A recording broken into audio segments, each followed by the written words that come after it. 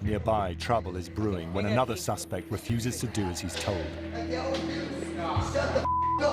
know what? You need to knock it off right now. Why? Because I got no exactly. Sergeant Gorton immediately takes control. You need to shut your mouth. Yeah, exactly. Beat my tear me up. Let me explain something to you. If you want to be treated with respect, you treat me with respect, treat my staff with respect, all right? We're going to treat you exactly the same way you treat us. Okay, when you come in here yelling and screaming, you're going to get a lot of negative attention. They're just doing their jobs, okay? He's just doing his job, I realize that. You stay cool, I'll stay cool. If you rise back up again, I'm going to get angry again. I won't. All right. All right, Thank you, ma'am. All right.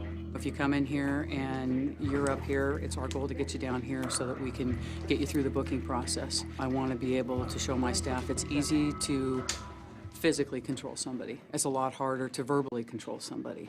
Our goal is to verbally control them before we have to physically control them. On hectic weekend nights, these deputies face a constant struggle. Remember, they're unarmed and words don't always work, especially with more and more drug users coming in, bursting with hostility and rage. Like a man picked up on a theft charge at a local bus stop. He's moving faster, dog. How much they be scared, man? What's your name? Don't worry about my name.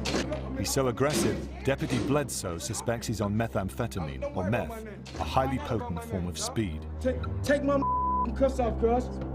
You know what I'm saying? Do you want to be a... Meth can cause psychotic outbursts, so Bledsoe and the other officers surround him to prevent any violent attacks. Get off me, man!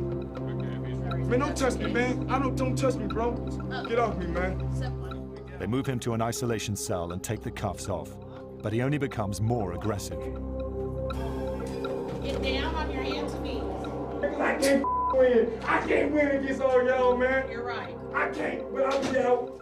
Put your hand under your belly. I'll be out. If you move, I you know, will I'll be be tased. dead, because I'm a black man and a white America. To protect himself and his fellow officers, Deputy Bledsoe points a taser, a 50,000-volt electroshock gun, at the detainee.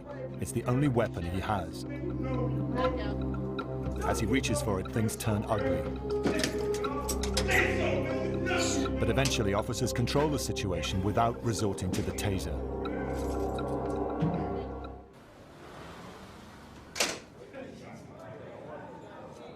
Fortunately for the deputies, not everyone is so aggressive. I scared myself in it. About a third of the people arrested in Portland tonight will be charged with minor offenses, like trespassing and public drunkenness. They'll get a citation similar to an infringement notice. Citations are here for identification purposes only. They have a little less patience than most people that come in here. Many are first-timers, and they don't like being treated like criminals. They're not familiar with the process because chances are they haven't been here before. And if they haven't been here before, then this whole process that they're going through is new to them, and they get very upset about that. But many of them are still drunk or high, which makes them unpredictable and potentially dangerous. If everybody knows the rules, everybody stays safe. But some cases, like this alleged drunk driver, have trouble understanding anything. So here's the deal. I'm gonna take the handcuffs off. When the handcuffs come off your wrist, your hands go on the counter. You understand? Yes. Okay. And by taking your hands off the counter, I will deem that a threat to my safety and have to take appropriate actions. You don't have to worry about that. Okay. Well, I'm just saying that's the I way it understand, but you understand that I'm not gonna. Okay. You are in no danger. Spread your feet nice and wide for me. There you go. Just foot down, please. This man seems harmless enough, but detainees could be concealing anything, anywhere. The deputy takes no chances. We've had guns on the counter, we've had knives on the counter, where officers miss them on their searches. Keep your hands on the counter. That's why when we tell someone to put their hands on the counter and don't move them until I tell you to, because I don't know what you have on you. Next, the deputy confiscates personal property to be returned upon release and takes fingerprints. That goes back to her. This goes to you. Wipe off the grease. Garbage can for the garbage. You can have a seat right there in the... Fingerprints are used to record or confirm his identity and to check whether he has a criminal record. The drunk driving suspect is slated for a quick release, but he still needs to follow the rules in the open booking area. Don't put your feet up there. Don't be an Just one of those simple rules. Jason, just so you know, your citation, once you finish the booking process, You'll be out of here in about 4 hours after you're done getting your picture taken and everyone talks to you. If you be an it'll take about 8 hours. A lot of times we have to sit there and explain the whole process to them, that we can't let them go until we verify who they are and verify that they don't have any outstanding warrants.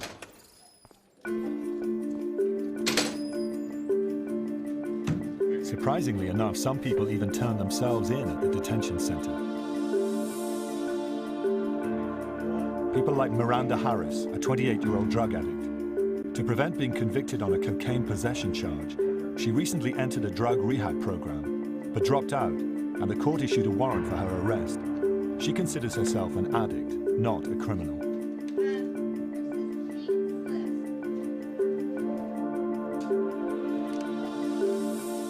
No, I'm an addict. That's not all I am. Though I might share a similar charge with someone else. Not being defined as an individual is the hardest thing about being here. This is not a place where I plan to stay or keep coming.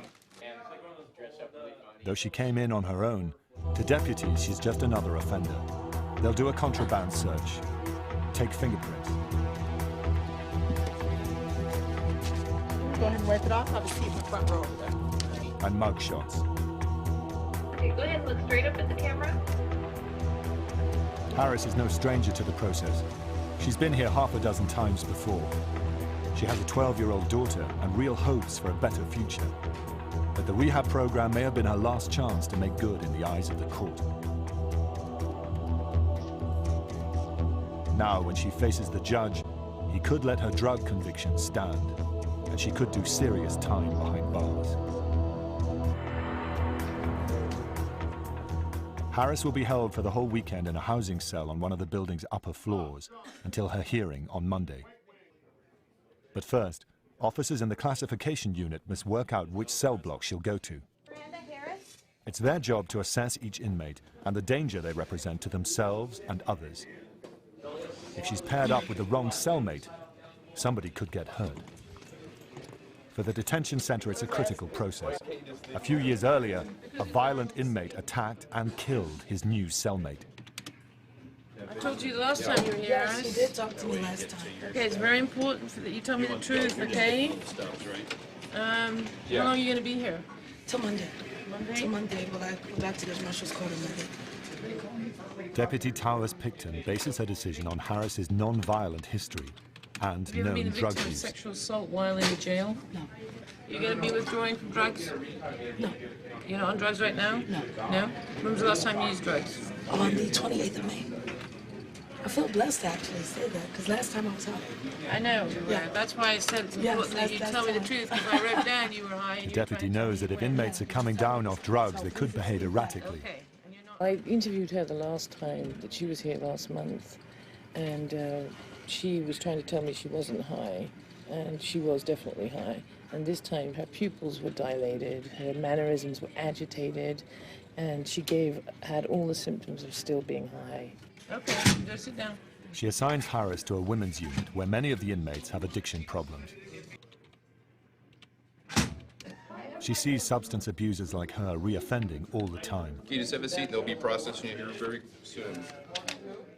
I'd say 60% are high, and 40% are mental. And once in a while I meet a sober person, but it's very rare. Okay, ladies, follow that black line down to the red line. The last step before she's locked up, a strip search and a new set of clothes. Okay, this is a strip search, so everything comes off, everything goes in the bag. We get pat down even here. Just being naked. The circumstances are shameful, and therefore brings about the feelings of violation. It really just sucks. It really sucks. And having to turn around and spread your cheeks and squat and cough. All right, ladies, load up. Unless Harris can convince the court to let her take one more shot at rehab, she'll be sent to prison and marked for life as a convicted criminal.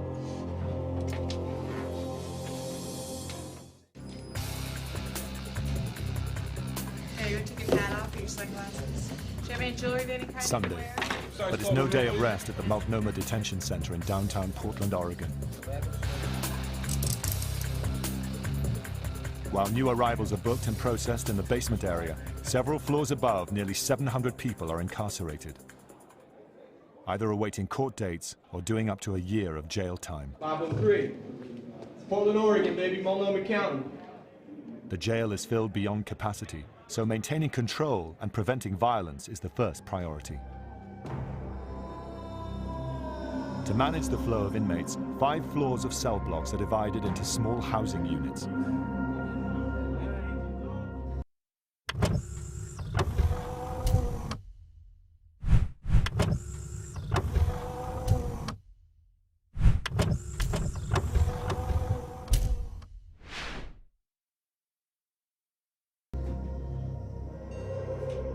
All are monitored around the clock by a central command unit equipped with 100 CCTV cameras. Safety is paramount, so everyone is locked down 22 hours a day. That's longer than in many state prisons. Over half the inmates are drug abusers, and their behavior is often unpredictable. On the 6th floor, the men's unit staff distribute medication. For heroin addicts like Paul Lyman, it's a huge help in dealing with their painful withdrawal. If he can kick heroin, he may stop shoplifting to support his habit and no longer be a costly burden to the county and himself. Once I've realized that I'm gonna have to come to jail, it makes the kicking quite a bit easier than if I'm trying to do it outside somewhere where I would have. It's not clear that Paul Lyman really wants to stop using. After a couple of days without drugs, he's already showing signs of agitation. Doom and gloom is what I call it. Yeah. I'm staring at these ugly walls here. This ugly yellow puke color with scrawlings from retarded freaks like me, you know, just scrawling stupid on walls. I'm sitting here staring at it 24 hours a day. And it's horrible, it really is. Yeah.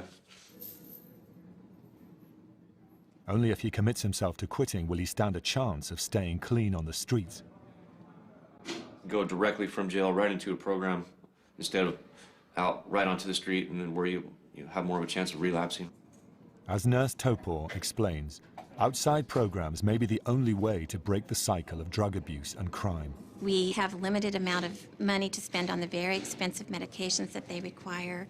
We don't have the staff to probably provide all the services they need, so it just goes on and on.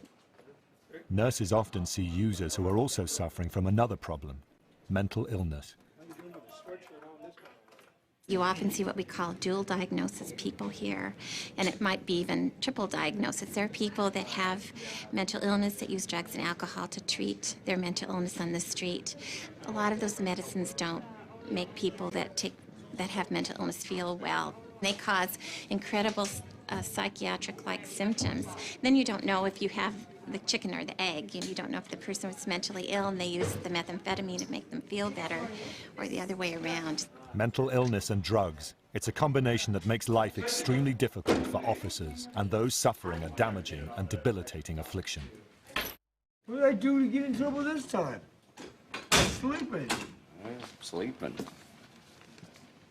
You gotta quit running in and out of buildings, scaring people.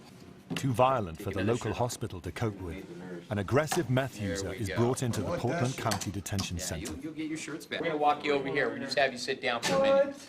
Hey, just for a minute. I don't want to sit down here for a minute. I'm trying to my life up in there. Go ahead and have a seat.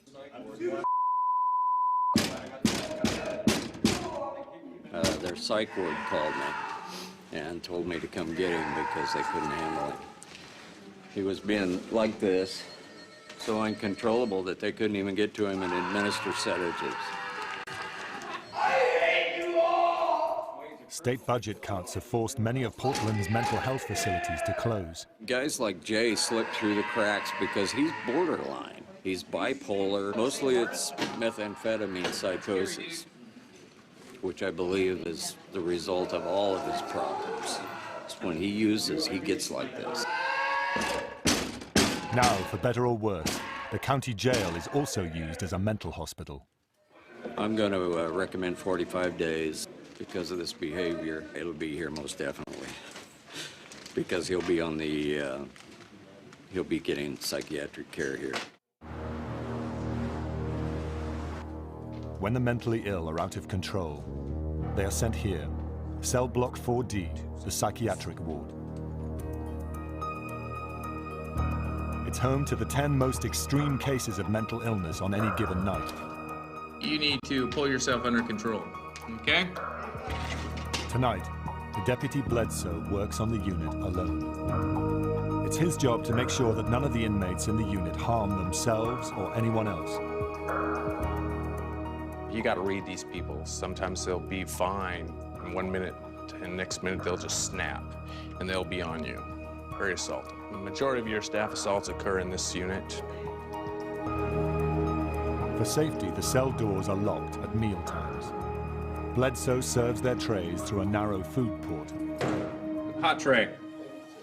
There you go, man. Enjoy.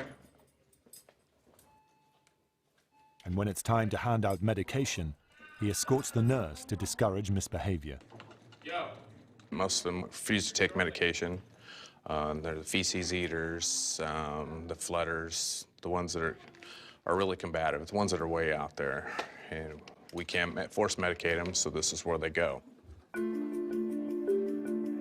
One inmate called Parish George also claims he didn't receive his breakfast this morning. He's been eating his own feces ever since.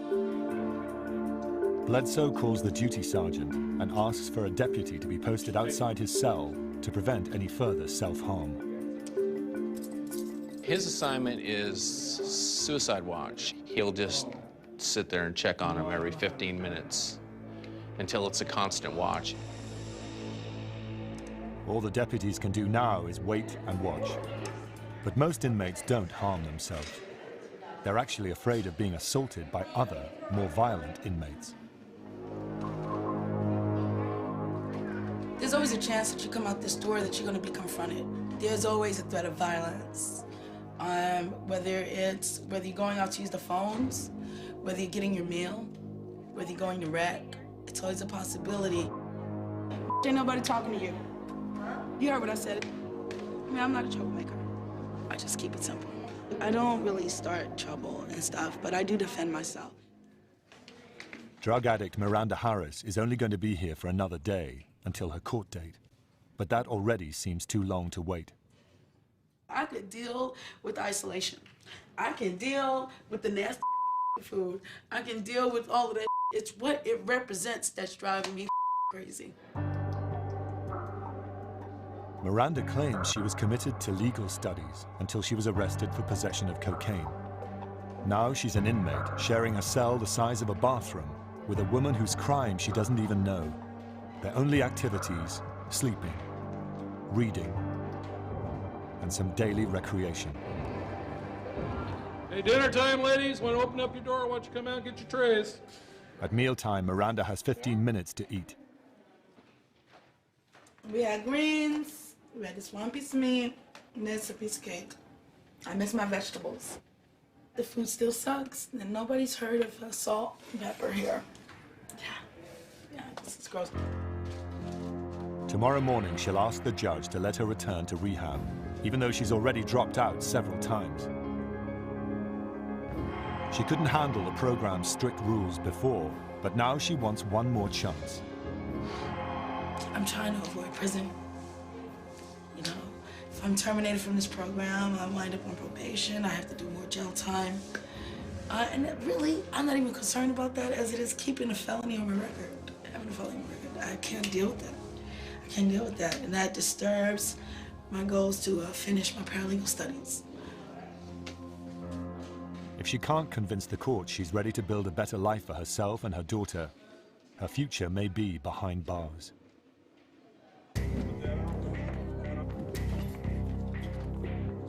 The graveyard shift on Sunday night, but there's no rest or peace here. It's been so busy that there are too many new inmates for too few cells. The waiting room and the jail are filled to bursting. And Duty Sergeant Gorton is about to do something that does not come naturally. Let some inmates go. All right, the count is 673 in the building. We've ordered a matrix list. Once we release those people, we have no more room. We're gonna go over our count. To the left? So if we go over count, we go over count. There's nothing we can do about it. We've released everybody that we can release. That's not gonna be a danger to society. Everybody stand up, grab your papers and clothes, and come on back. Overcrowding forces Gorton to actually release detainees back onto the street. It happens so often that the jail has developed a system to deal with it. It's called matrixing, and it helps officers determine which inmates pose the least threat to public safety. Did I get it right? Every crime is given a number. The highest numbers are for serious crimes. The lowest for minor offenses like trespassing. The inmates with the lowest numbers get out first. Most drug possession charges are non-violent, so users are often among the first released. Tonight, Sergeant Robinson selects 12 inmates to be released. A lot of these are drug charges. Possession of meth, heroin, meth, possession of cocaine. And all those crimes, basically the people support their habits by victimizing other people by stealing and shoplifting and burglary and car theft. For officers who risk their lives to battle crime, letting inmates back out is hard to accept. It's a bad situation. We've been in a budget crisis for 11 years, as long as I've been here. You know, it's sad to say, but, you know, we try to release the ones that we feel are, you know, the least problem to the community, but these are the ones that are going to go out and commit the crimes that are going to affect me, because I live in Multnomah County, and just the average citizen by taking their possessions and breaking into their cars and whatnot. Second door on the right with glass on it. Deputies wait until just after midnight when the jail is most crowded. There you go. Then they notify the inmates minutes before their release. Naturally, no inmate is sorry to leave. I was laying in bed and the officer came by, tapped me on the shoulder. First thing he said, "You're not dreaming." I said, "What's the up?" He said, "Roll up, you're going home." And here I am. They got a 23-hour lockdown here at the Justice Center, which is kind of unhumane, you know, a little crazy. They keep bringing them in and we don't have a place to put them. The county continues to cut our budget. You know, public safety is not high on anybody's list, it seems, anymore. Unfortunately, because of that, we have to let these offenders back out into the public where they're more apt to reoffend. We've let people out and 2 hours later they're back. How you doing? How you doing? All right. Let me guess, you didn't have any shoes last time you left, did you? No, I had some. Someone walked away with them. For some of the inmates who remain incarcerated, it hasn't been such a good night. In the jail's psychiatric ward, inmate Parish George has had another psychotic episode. 2 days ago, he was eating his feces. Now he's cut his wrist with a food utensil. Acting Sergeant Phelps got to him before he could seriously hurt himself. I got the spork away from him. That's what he was cutting his wrist with. He's definitely going to be going on suicide watch. Since his jail clothes could be fashioned into a noose, George has put in a suicide smock. It's made of anti-tear material. Get all your stuff put together, okay? And that's have the worker come down and bag up his stuff. Make sure he wears gloves, because I don't know where blood got. I don't think he's bleeding that much, but I'd rather have him do it than you. Behave yourself, all right? Now, Sergeant Phelps needs to get George out of the unit while they clean up the blood and mess in his cell. He handcuffs him and leads him out, but George is angry. Telling them, "Well, kill yourself, you piece of shit. You don't got no balls." Da-da-da-da-da. Pisses me off. Sergeant Phelps watches the troubled inmate closely. Although he's handcuffed, he could still attack the officer. Phelps wants to get him into a new cell as soon as he can. But there's a problem. If he puts him in a cell with a double bunk, George could fling himself off the top. Can't have you in here because there's bunks, and you know, when you're into self-destructing behavior, I can't have you jumping off a bunk to hurt yourself. So there's going to be somewhere where there's, you know, just one bunk there. I do appreciate being cooperative.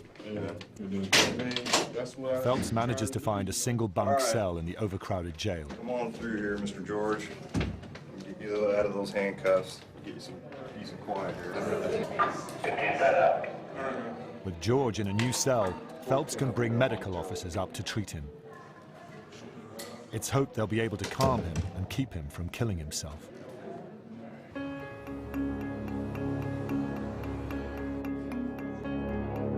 Inmate Miranda Harris isn't mentally ill, but she's seriously stressed. Today is Judgment Day for the 28-year-old drug addict. She goes to court across the street to plead for readmission to drug rehab. If she's successful, she can leave jail immediately. I will talk to my lawyer about getting released today, and then from there, family. But if a judge rules against her, she's looking at a criminal conviction, which could prevent her from getting a decent job in the future. Do I still have Judge Marshall's court at 1:30? I believe so. I'm not for sure, but So, we'll see when we get there. Okay. Good morning. How are you? Before Harris goes to court, a deputy pats her down for contraband. Turn around, face the wall. According to safety rules, she's shackled with a waist chain, handcuffs, and leg irons. The court has seen more than a few inmates lose control. A third deputy escorts her into the courtroom.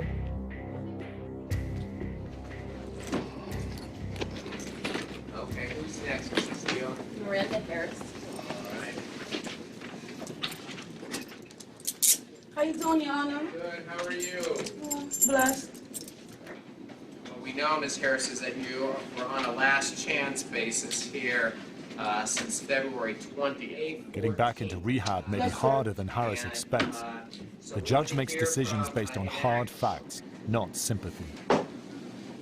And Harris has dropped out more than once. Last time, the judge told her it was her last chance. All right, Ms. Harris. We did put you on a last chance basis back in February 20th, and told you that we could not have any more failures to appear in court. Yes, sir. And unfortunately, that's what we had happen. Well, Your Honor, Ms. Harris's decision to leave has made the state's ability to support her remaining in this program very, very difficult.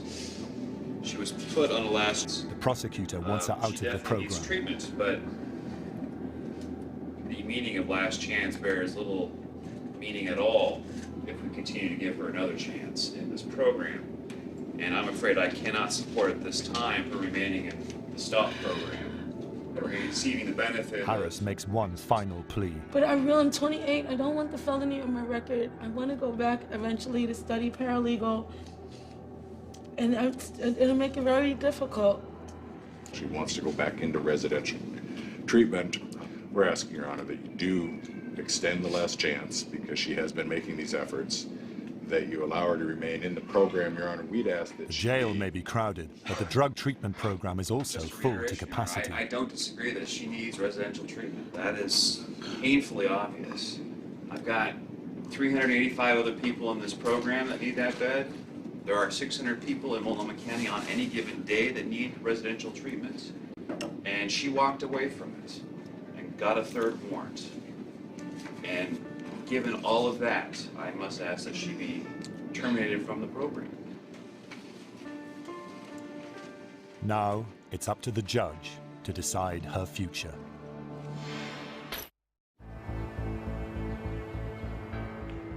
I really don't want to be terminated from the program. And Your Honor, I have a report from INACT. Now, If the county court allows addict Miranda Harris back into the STOP drug program, she can dodge a criminal conviction and go home. The alternative isn't pretty. More jail time. Harris waits for Judge Marshall's ruling. Unfortunately, we are going to have to terminate you from the STOP program, and we had back. The judge kicks her out of the program. Dates now. She now faces the drug charge that originally brought her to court. Back in January of this year, we did have you do a guilty plea to 1 count of unlawful possession of cocaine. We're going to go ahead and enter in a judgment of conviction on that count. Miranda leaves the courtroom a convicted criminal. Good luck to you, Ms. Harris. Thank you, Your Honor. The judge orders her back to jail for a 10-day sentence. After that, 18 months probation. And if she gets caught with cocaine again, she'll get an automatic 6-month jail term. Felony on my record.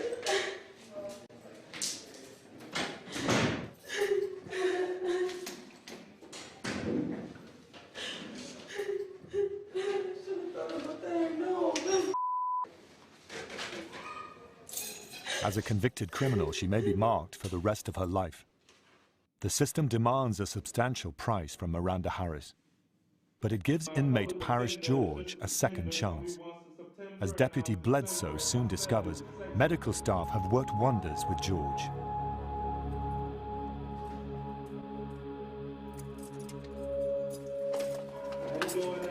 I'm doing all right. How you doing? I'm doing lovely. Good. Fantastic. Okay, these are crushed. All right, that's cool. They've adjusted his medication to prevent his extreme highs and lows. Sometimes I'm right in the middle like now, but sometimes I can't help myself to react the way I do and talk the way I do and stuff like that. I was just, so upset that, I was just going off the wall about, just everything. Oh, yeah. Psych.